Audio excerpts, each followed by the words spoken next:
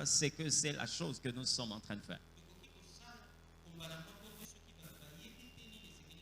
Le plus grand problème aujourd'hui, c'est qu'il y a beaucoup de personnes qui se retrouvent dans le mariage, mais sans pour autant savoir comment Dieu définit le mariage. Certains voient seulement la cérémonie. D'autres voient seulement le fait de porter un anneau, de quitter le toit parental. Mais le mariage, c'est tout un ministère. C'est la dernière chose que Dieu a faite après la création. Mais curieusement, ce qui est intervenu au dernier, en fait, disons, à la fin de tout ce que Dieu a créé, occupe aujourd'hui la première place dans tout ce que nous voulons faire. C'est le 6e jour. Dieu va créer l'homme.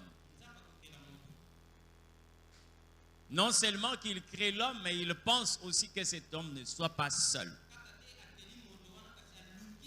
Alors quand vous lisez la Bible, vous allez vous rendre compte que le mariage intervient au dernier rang.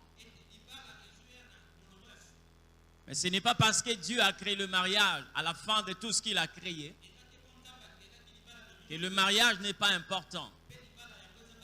Aujourd'hui, nous sommes rassurés que le mariage occupe la première place dans tout ce que nous faisons.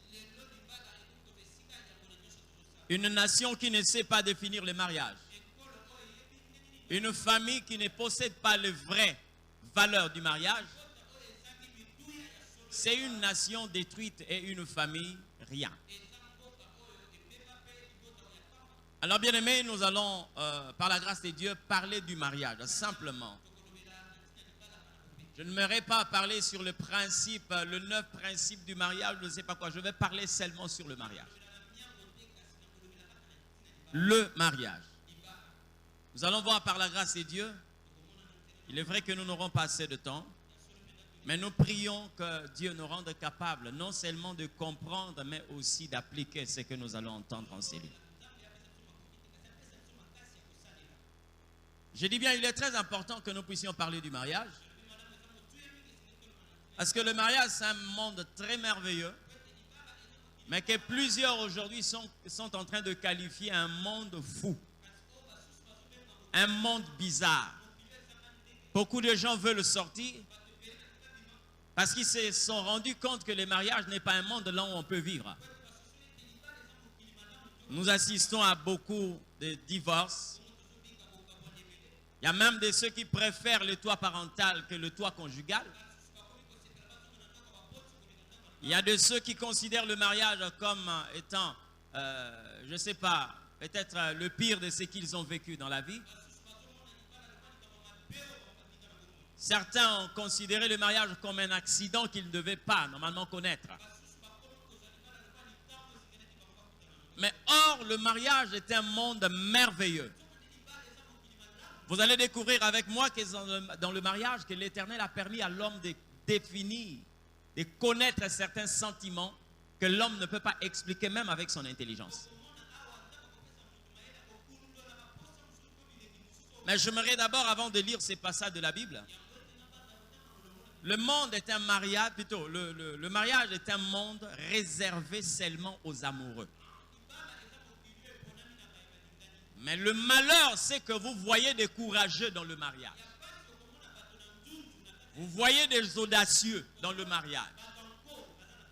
Lorsque vous arrivez dans le mariage, sans pour autant avoir ce qui doit normalement animer votre mariage, c'est là où nous assistons à tout ce que nous sommes en train d'assister. Il y a même de ceux-là qui pensent que le mariage, c'est l'argent. Vous allez découvrir avec moi ici, quelquefois, ce n'est pas l'argent. Parce qu'il y a de ceux qui ont beaucoup d'argent, mais qui ont lamentablement échoué dans le mariage. Amen. Lamentablement échoué. J'aimerais que nous puissions lire 2 textes de la Bible. C'est là où nous allons tirer notre exhortation de ce matin. Genèse chapitre 2, verset 22, jusqu'au verset 24. Et Deutéronome chapitre 7, le verset 3. Genèse chapitre 2, verset 22 à 24. Et Deutéronome chapitre 7 verset 3, si tout le monde parle le même langage avec moi, nous allons lire la parole du Seigneur. L'Éternel Dieu forma une femme de la côte qu'il avait prise de l'homme. Et il l'amena vers l'homme.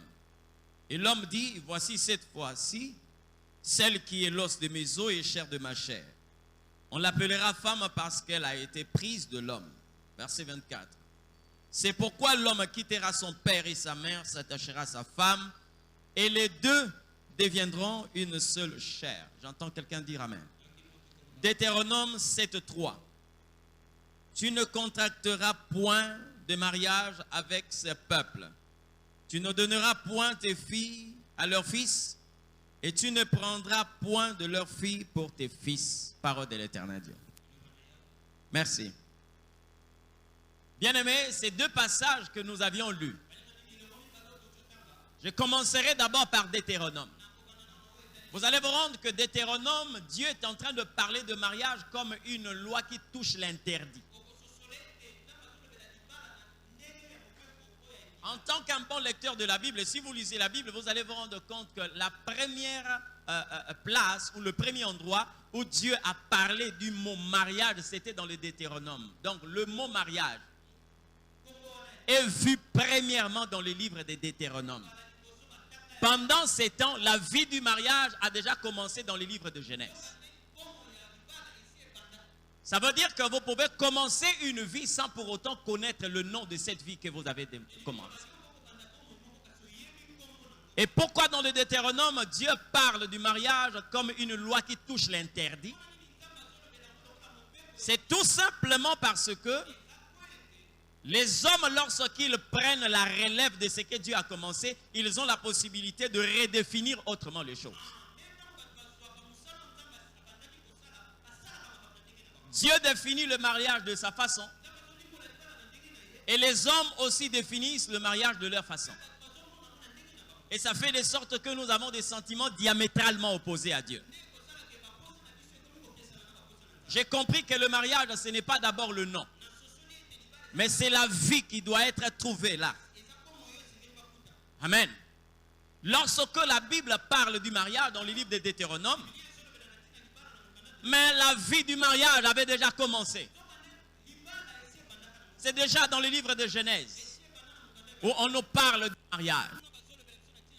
Bien-aimés, les dangereux dans le monde du mariage, c'est des gens qui ne saisissent pas la manière dont Dieu définit le mariage. Excusez-moi d'emprunter cette expression, nous avons des terroristes aujourd'hui dans le mariage. C'est-à-dire des kamikazes, des gens qui viennent pour se faire exploser dans le mariage. C'est parce qu'ils n'ont pas compris la définition que Dieu donne au mariage. Si Dieu était l'initiateur du mariage, donc il est le seul à connaître la vraie définition du mariage. C'est pourquoi aujourd'hui, nous sommes en train de voir tout ce que nous voyons. Un homme qui a tellement étudié est en train d'exiger aussi une femme qui a beaucoup étudié comme lui. Quelqu'un qui est né d'une famille nantie, qui est en train d'exiger une femme qui sort d'une telle famille pour qu'ils soient unis par le lien du mariage. Qu'est-ce que réellement le mariage?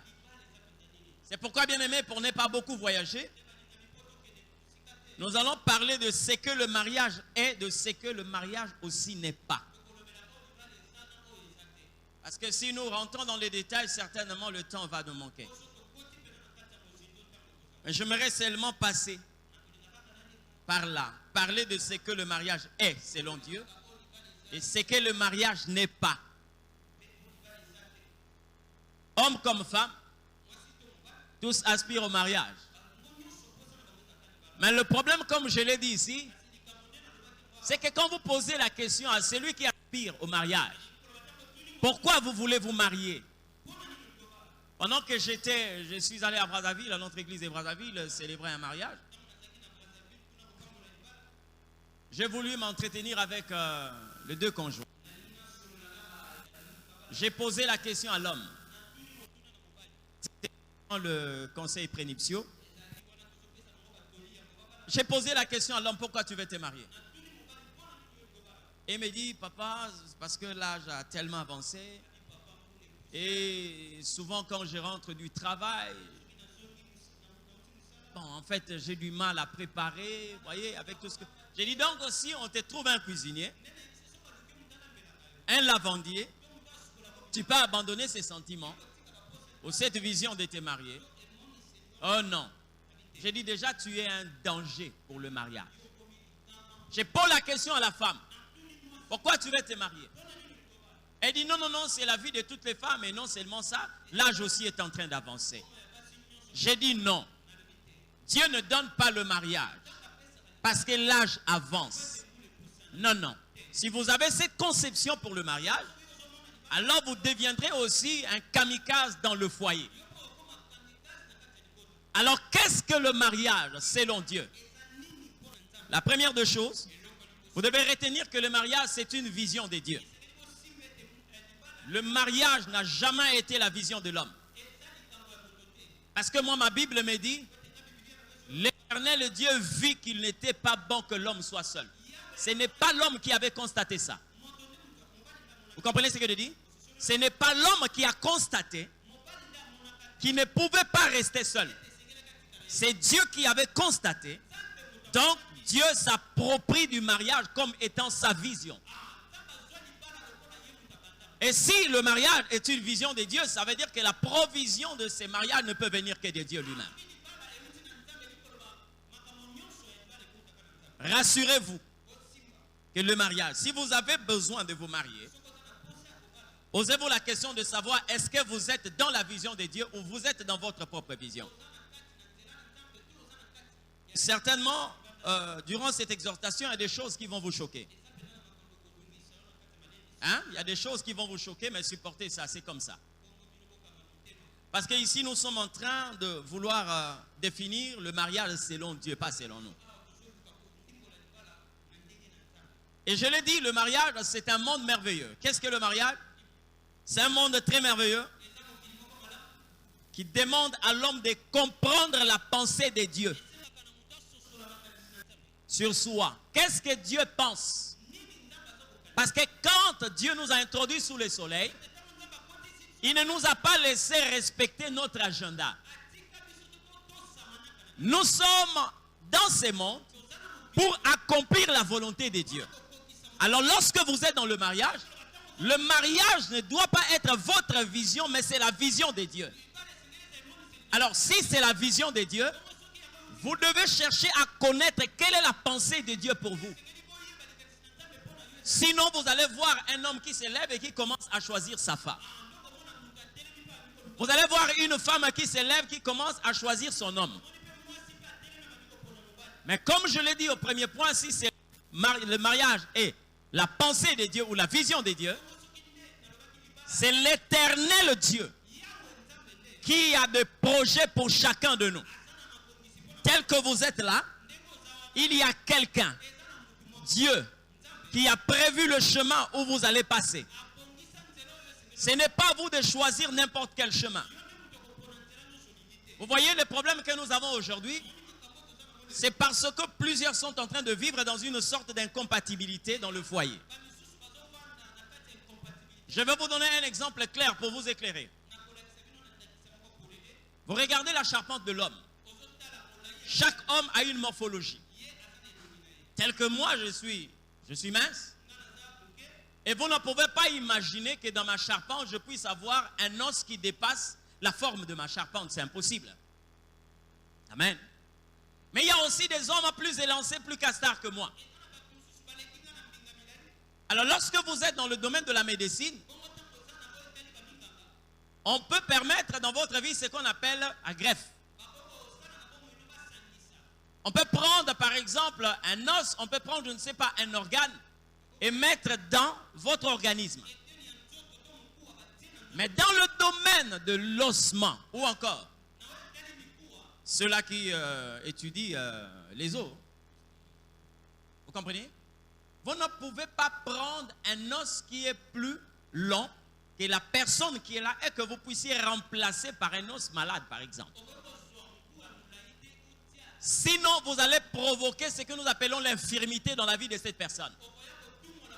Parce que si on doit enlever, par exemple, le fémur de ma jambe, on doit remplacer par un autre os qui a la même distance et la même dimension que l'os qu'on a enlevé. Si on prend un os qui est petit, ça va faire de sorte que je puisse boiter du côté où on a enlevé l'os. Si on remplace un os qui est plus élancé ou encore plus long, je veux boiter de l'autre côté. Vous comprenez? Ça veut dire que le mariage étant la vision de Dieu, l'Éternel Dieu va retirer la côte de l'homme. Maintenant, dans le mariage, c'est comme si Dieu a remis la côte à sa place. Mais si cette côte-là n'était pas celle d'Adam, il devait y avoir une incompatibilité. C'est ce que vous trouvez aujourd'hui dans des foyers. Lorsque vous voyez un homme et une femme, il y a une incompatibilité de caractère. Malgré la présence des parrains, des témoins, la famille, tout ce que nous pouvons dire des pasteurs, rien ne marche. Faites la lecture sur cette incompatibilité. Vous allez vous rendre compte. Quelquefois, c'est des os que l'Éternel n'avait pas réunis ensemble.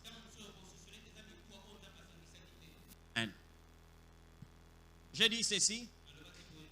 Le mariage doit faire intervenir Dieu. Je dis bien, le mariage doit faire intervenir Dieu. J'ai entendu aussi un jour un prédicateur qui a dit, si tu aimes une femme, prends-la en mariage. Tu aimes un homme, épouse-le. Ce n'est pas ce que la Bible dit. Le monde demande à ce que vous puissiez épouser la femme que vous aimez.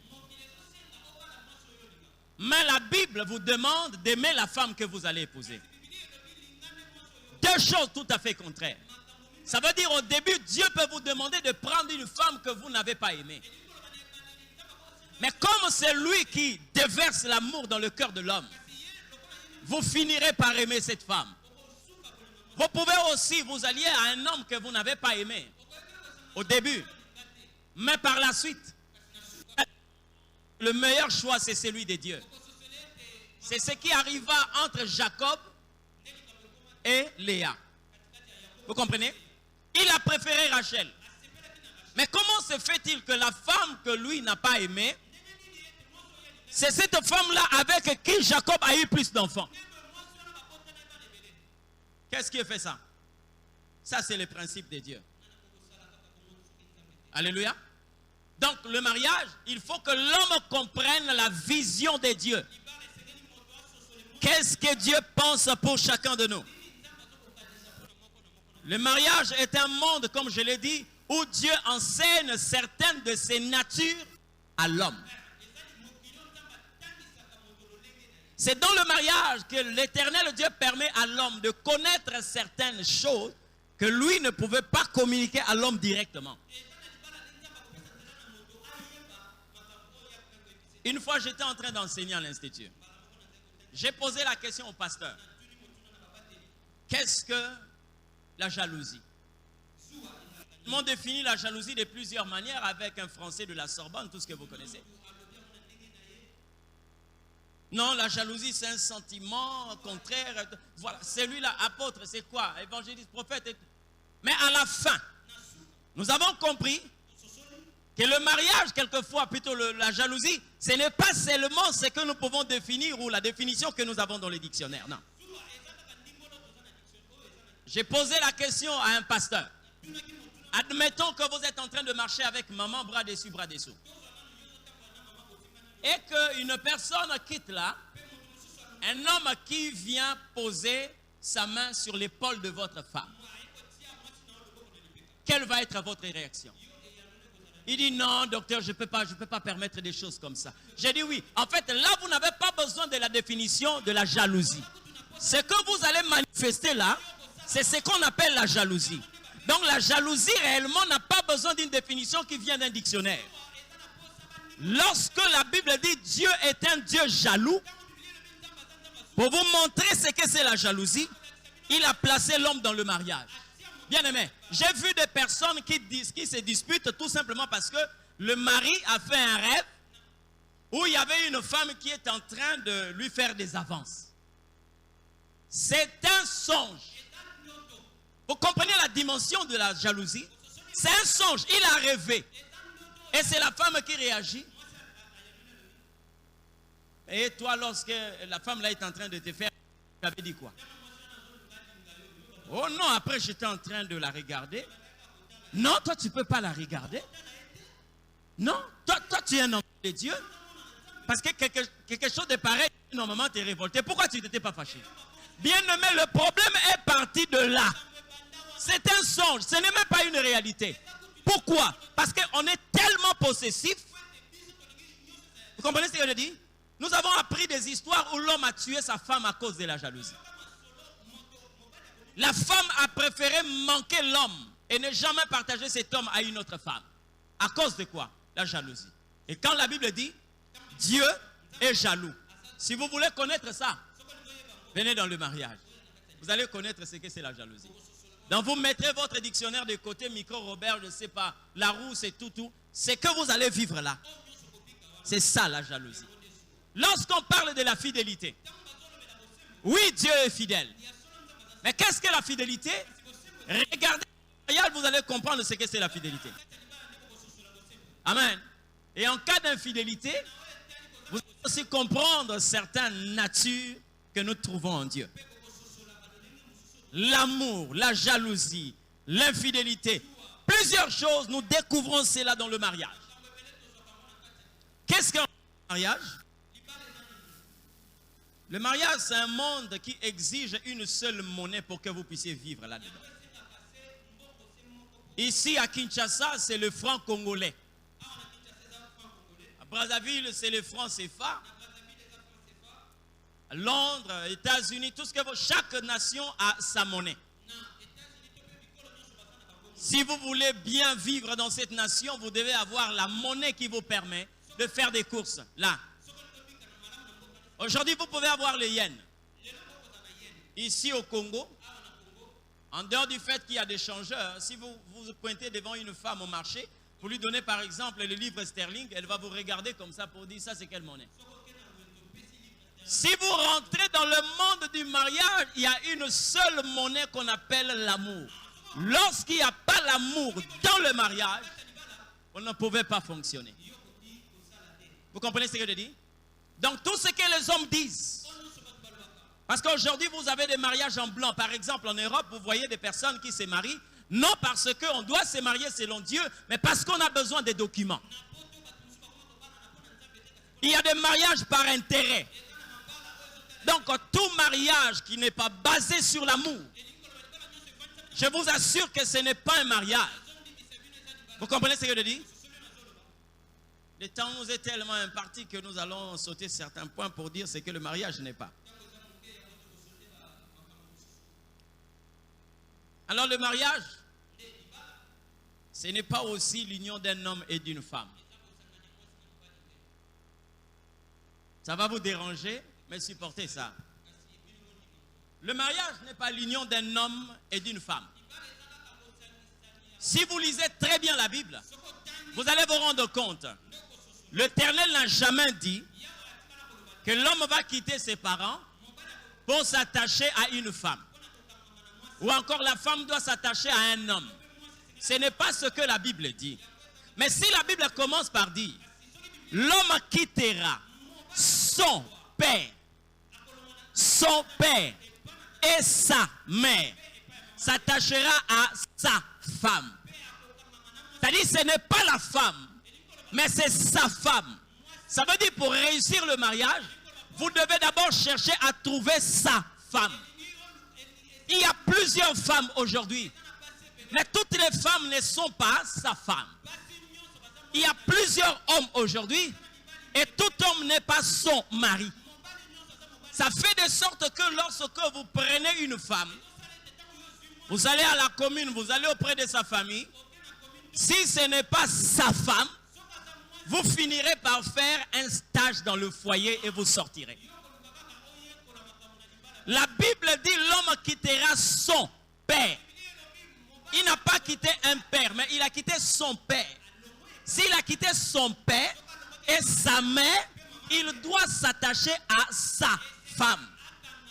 Le mariage n'est pas, comme je l'ai dit, le simple fait d'avoir un homme à côté d'une femme. Non, non. Il faut trouver sa femme. C'est pourquoi la Bible dit, moi ma Bible m'enseigne, que le verbe trouver est précédé par le verbe chercher. Vous comprenez ce qu'elle dit? Si vous avez vu une femme, ne l'épousez pas. Mais si vous voulez épouser une femme, vous devez la trouver. Ça veut dire que vous l'avez déjà cherchée. Cherchez pas dans le sens de courtiser la femme. Mais il faut que celui qui a la capacité de révéler lorsqu'il avait retiré en vous, vous révèle votre femme. Moi, j'ai fait la médecine avant de venir dans ces choses. Vous savez, lorsque la Bible dit que l'Éternel a tiré la corde de l'homme pour former une femme, pas pour créer, mais pour former la femme. La médecine approuve que l'homme a des côtes pendantes. Ça veut dire des côtes qui sont comme inachevées. Et si la médecine n'a pas trouvé le temps pour expliquer cela, la Bible explique cela clairement. Alléluia. Donc vous devez trouver celle que vous avez cherchée. Je suis en train de décourager une personne ce matin.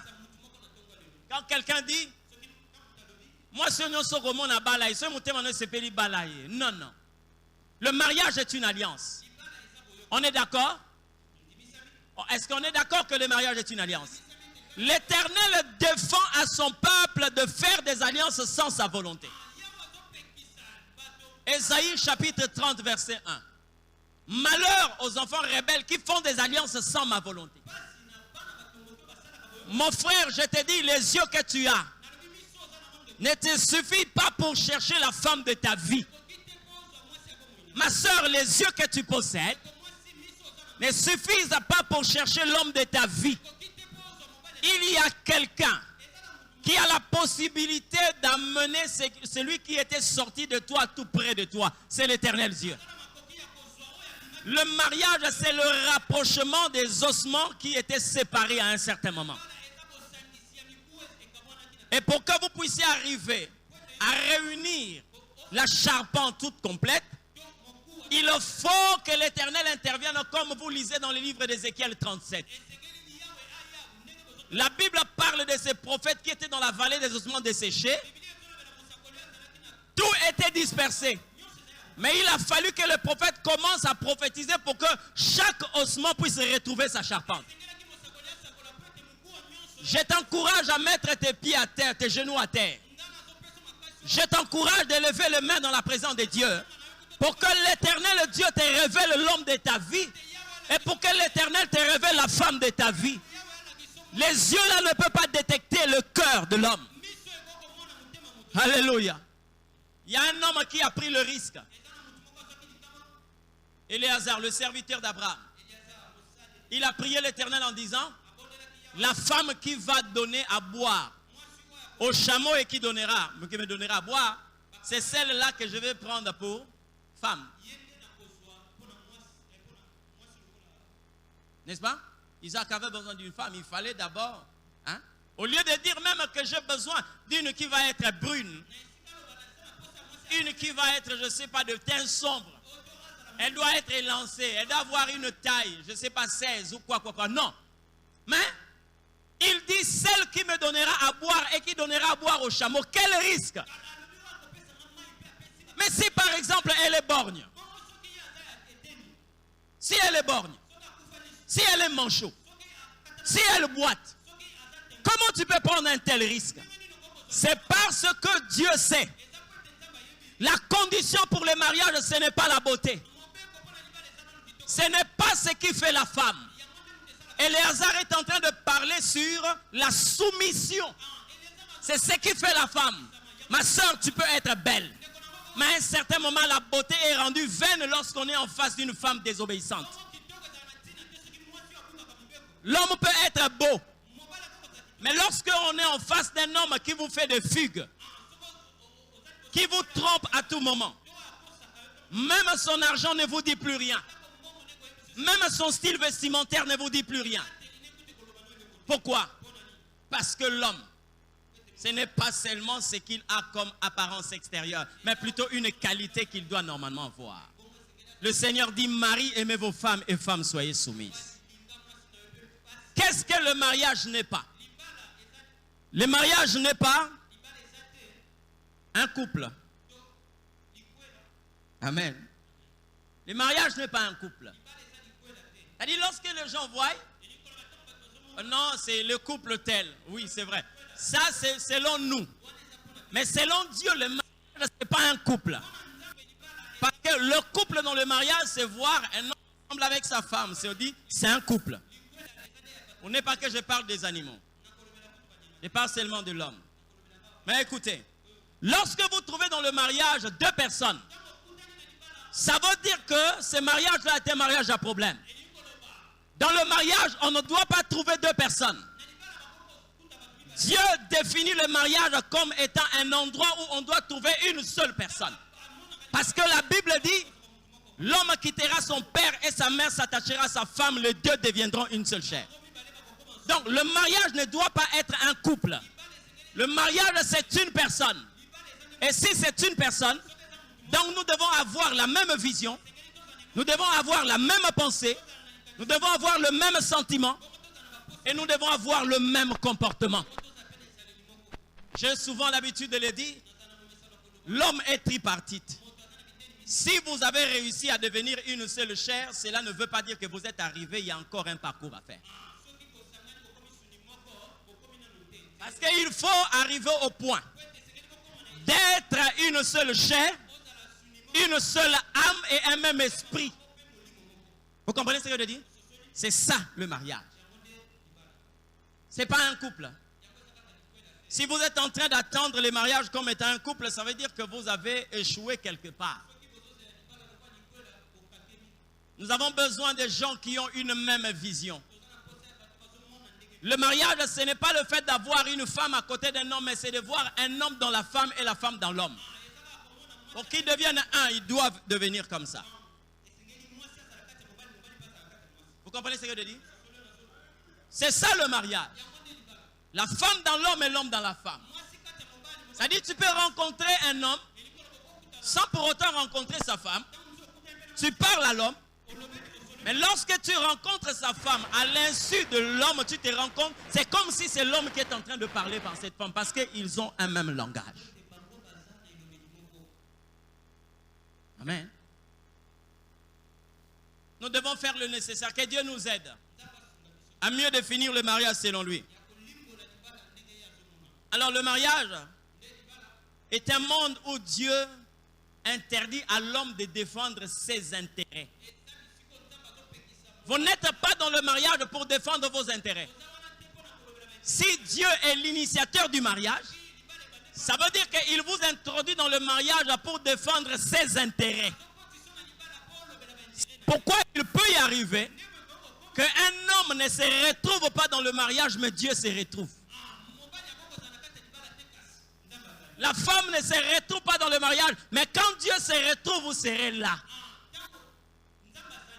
Dieu va demander à un prophète, va épouser une prostituée.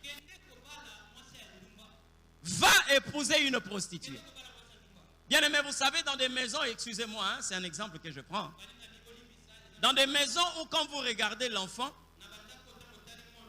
vous posez la question, c'est du côté maternel ou c'est du côté paternel?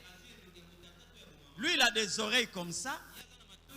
Et celui qui vient après lui a un écrasé. Celui qui vient, il est tellement brun. Et l'autre qui arrive est un peu court. Vous vous rendez compte, ce n'est même pas la femme, ni l'homme. Il y a des gens qui vous disent que non,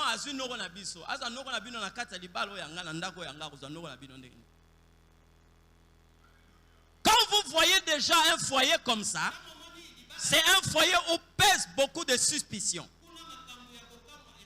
Quelquefois, l'homme commence à prêter des intentions à sa femme. Maintenant, Dieu demande à un prophète, Osée, d'aller prendre une prostituée. C'est-à-dire, lorsque vous arrivez à la maison, vous regardez les oreilles de vos enfants, vous vous rendez compte que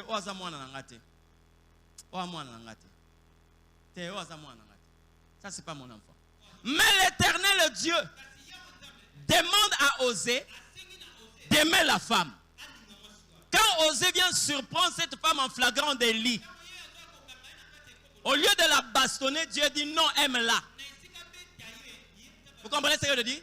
C'est-à-dire que cet homme est dans le mariage. Ce n'est pas pour ses intérêts, mais pour les intérêts de Dieu.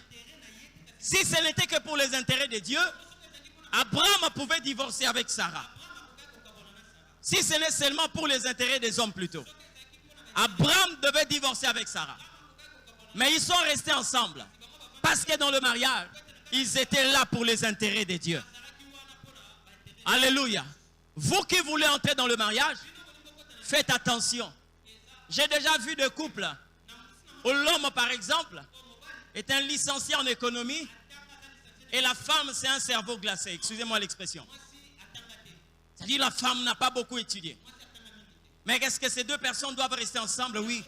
Si c'est pour les intérêts de Dieu, ils doivent rester ensemble. Vous comprenez ce que je dis? Il y a un homme pur, un homme saint, qui pour les intérêts de Dieu a accepté de s'allier à une femme très sale. Le mariage de Christ et son église, ce n'était pas pour les intérêts de Christ, moins encore les intérêts de l'église, mais c'était pour les intérêts du Père. Il a pris un homme qui était saint. Et il a préféré donner cet homme-là à un homme ou une femme ou encore une nation qui était dans le péché. À cause de quoi? La sainteté de Christ n'est même pas comparée avec la nature des hommes. Nous sommes de loin sales à cet homme. Mais pour les intérêts de Dieu, je dis bien pour les intérêts de Dieu, Dieu a préféré que son fils s'allie à une femme. Alléluia. Vous avez besoin de l'amour. Je suis en train de décourager plusieurs personnes. J'ai vu à Brazzaville quelqu'un qui s'est marié parce que, voilà, quand sa sœur s'est mariée, son père lui a donné une parcelle.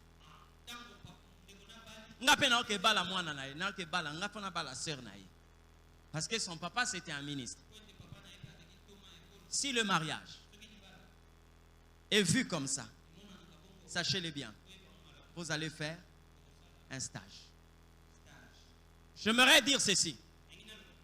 Le mariage n'est pas le temps où les parents décident que leurs enfants quittent leur toit. Il ne faut jamais que cela vienne des parents. C'est une volonté que les conjoints doivent exprimer. Parce qu'aujourd'hui, nous avons comme l'impression qu'il y a des immatures qui sont en train d'être introduits dans le mariage. Je ne suis pas contre que le parent sorte l'argent pour le mariage de son fils, non. Mais je suis contre lorsque cette pensée ne monte pas dans le cœur de l'homme.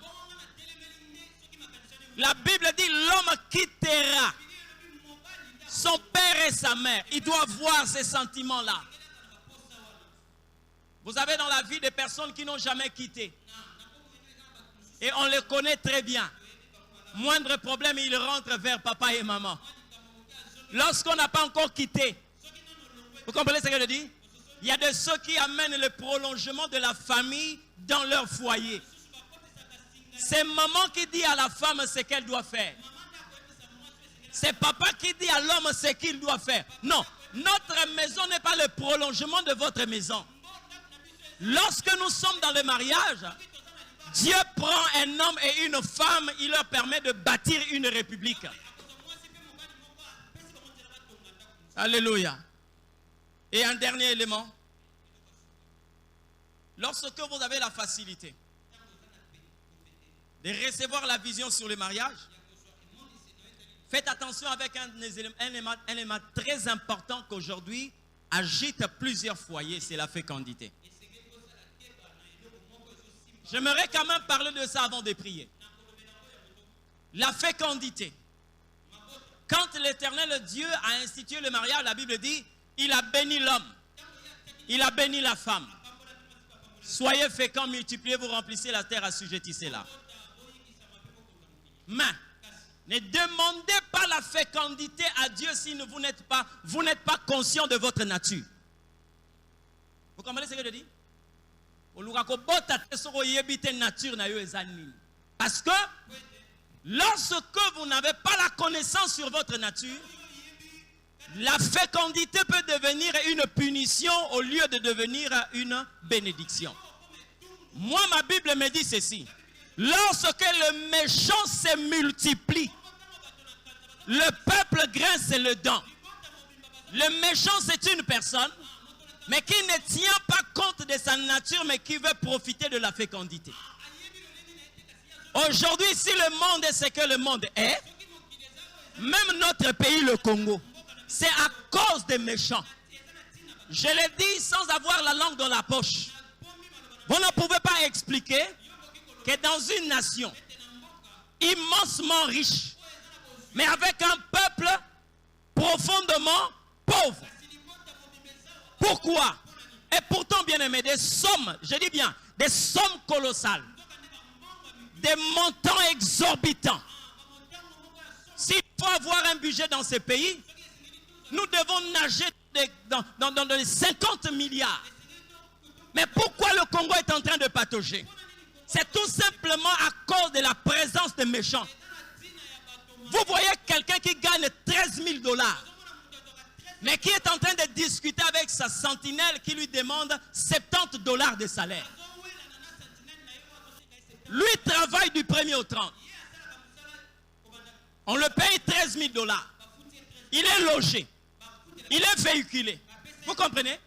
Mais le travailleur, la sentinelle, qui quitte chez lui du 1er au 30, pendant que toi tu es dans ta maison, lui il est dehors. Pendant que toi tu fais des rêves, lui il affronte les moustiques. Mais quand vous lui posez la question de savoir on a refoutu combien, il dit patron, 70 $. Vous dites, hey, pendant nimbo rebelle, mais entre-temps, vous voulez discuter les 10 000 $ que vous avez. Mais vous êtes en train de refuser à quelqu'un 70 $. Et lui aussi, comme il n'a pas de choix, il sera obligé d'accepter. Vous savez pourquoi? La méchanceté. Na kombo Yesu nzamba sala de sorte que ba méchant mingi ba botaka so ebelete. Parce que quand il se multiplie, je dis bien quand il se multiplie, ce n'est pas normal. Celui qui vous enseigne de l'école primaire jusqu'à l'université, cet homme-là, s'il veut s'habiller, il va à Gambela. C'est là où il soulève des pantalons comme ça. C'est là où il soulève des chemises comme ça. Mais vous que lui a instruit, si vous voulez vous habiller, c'est par exemple à la galerie présidentielle que vous allez vous habiller. Mais la personne qui vous a donné cette intelligence-là, et lorsqu'on dit non, nous devons augmenter le salaire des fonctionnaires, ces gens de personnes disent que non, bon, ça n'a pas été. Amen. Regardez sa suite. Il a 6 gros cylindrés. 6 gros cylindrés. Les vitres sont toujours montées. Pourquoi? Parce qu'il doit mettre la climatisation. Entre-temps, il sort avec les pleins. Plein. 6 gros cylindrés, plein. Il consomme le carburant. Pour na yeza normal. Mais pour na muto appelle ça qui est maillé les normalité. C'est bon niveau matisabo était botika. Mbongo esate. Pourquoi? La multiplication des méchants. Mais lorsque vous savez que vous êtes injuste, moi je vous bénis. S'il faut que vous puissiez avoir plus des enfants que Jacob, faites-le. Parce que la Bible dit, lorsque le juste se multiplie, le peuple est dans la joie. Le peuple est dans la joie. J'ai béni la dernière déclaration du fait président ghanéen. C'est lui qui venait de mourir. Qu'est-ce qu'il a dit? Je n'ai pas voulu qu'on puisse faire un monument ou encore donner mon nom à un rond-point ou à je ne sais pas quoi, un édifice. Non. Je n'ai pas voulu. Parce que je sais que si je pars, Mon nom est inscrit dans le cœur de chaque Ghanéen. Aboyi ba pesa ba kombo ba rond-point au avenue je sais pas quoi. Il dit non, je préfère encore que mon nom soit inscrit dans le cœur de chaque Ghanéen. Amen. La bénédiction, la fécondité. Quand vous avez une bonne nature, multipliez-vous. Mais quand vous avez une mauvaise nature, si vous ne voulez pas le faire, que l'Éternel vous rende stérile. Parce qu'un pays comme le nôtre n'a pas besoin de méchants. Nous en avons déjà trop. Nous en avons déjà trop. Alors trop, c'est trop. Que le juste commence à se multiplier. Alléluia. Ce matin, bien-aimés, nous allons prier et vous faire voir ce que normalement est l'institution du mariage. Parce que là, j'ai seulement parlé sur le mariage, le temps nous est imparti. C'est que le mariage est ce qui n'est pas. Retenez et prenez une décision, vous qui voulez vous engager dans le mariage. Vous qui êtes en train de vouloir faire aussi marche arrière, parce que vous ne vous retrouvez pas dans cette femme et dans cet homme, retenez que vous n'êtes pas dans le mariage pour vos intérêts, mais pour les intérêts de Dieu. Quelqu'un comprend ce que je dis? Ce matin, que ce soit les mariés, que ce soit les célibataires, les prétendants, nous allons dire au Seigneur, accorde-nous la grâce de vivre les mariages selon toi. Baisse ta tête dans la prière, je vais prier. Dis à Dieu quelque chose. Pendant que nous sommes en train de prier, il peut y avoir un homme qui est en train de vivre la renaissance de l'amour dans son cœur pour sa femme. Une femme peut aussi commencer à vivre une renaissance de l'amour dans son cœur pour son mari. Ce monde merveilleux. Nous ne voulons pas être deux dans la maison, mais nous voulons être un. Ne jamais manifester la volonté de contredire celui qui est l'instituteur du mariage. Oh, sois béni, Seigneur. Sois béni, Seigneur.